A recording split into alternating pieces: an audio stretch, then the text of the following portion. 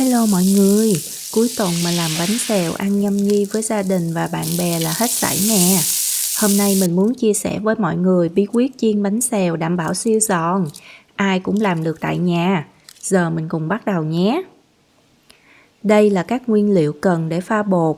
Riêng hành lá và nước soda thì mình sẽ cho vào trước khi bắt đầu đổ bánh chứ không cho vào sớm hơn. Nước soda thì nên có nha, vì nó sẽ giúp bánh xèo giòn. Giờ mình đi trộn bột, cho vào 300g bột gạo, 1/4 thìa cà phê muối, 1 thìa cà phê bột nghệ, 300g nước lọc, 250ml nước cốt dừa. Sau đó đảo thật đều cho đến khi bột mịn, không còn lợn cợn nữa là đạt. Mình để bột nghỉ ít nhất 30 phút để bột nở nha. Trong khi đó thì mình đi chuẩn bị phần nhân và phần nước mắm. Đây là nguyên liệu cho phần nhân bánh. Các bạn dùng thịt ba rọi có phần mỡ nữa thì nó sẽ ngon hơn nha. Nếu mình xài tôm bự thì mình cắt nhỏ, nếu không mua được tôm đất cỡ nhỏ. Có nhiều người thích cho thêm hành tây khi xào, nhưng mà mình thì không xài hành tây, vì khi chiên lâu hành tây sẽ dễ bị cháy lắm. Và tất nhiên món này thì mình sẽ cần rất nhiều dầu ăn nha mọi người. Đây là nguyên liệu để làm nước mắm ăn kèm, nếu không xài giấm thì các bạn có thể thay bằng nước cốt chanh nhé. Mình trộn tất cả các nguyên liệu lại với nhau là xong.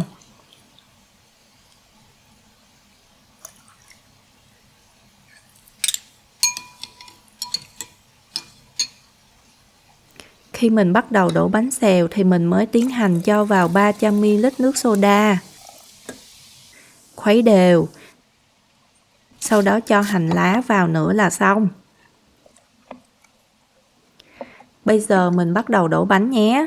Chảo nóng thì mình cho dầu vào khoảng 1 đến 2 thìa canh. Cho vào một vài lát thịt và tôm, xào đến khi chín. Mình để lửa vừa nha, lớn quá thì bánh sẽ dễ bị cháy đó. Đổ khoảng 1 vá canh bột vào chảo. Mình cầm chảo đảo đều để bột dàn ra hết chảo. Sau đó mình cho thêm bột ở phần rìa nếu mà cần. Một lưu ý quan trọng ở đây là mọi người nhớ đảo thật đều phần bột trong nồi đã pha trước khi mình múc đổ vào chảo.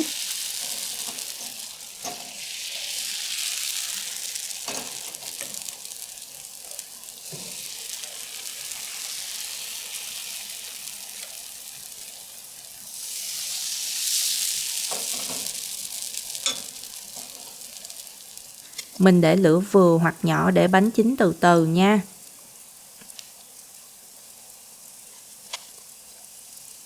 Bí quyết để chiên giòn là mình cho một ít dầu ăn vào phần rìa xung quanh bánh khi chiên.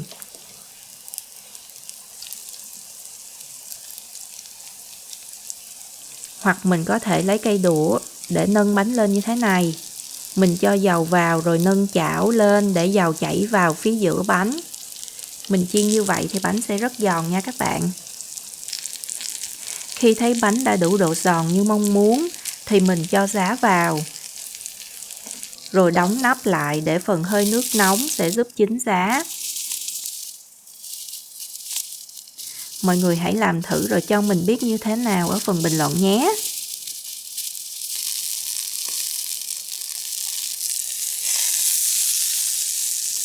Sau khi giá chín thì mình gấp bánh lại lấy ra là xong.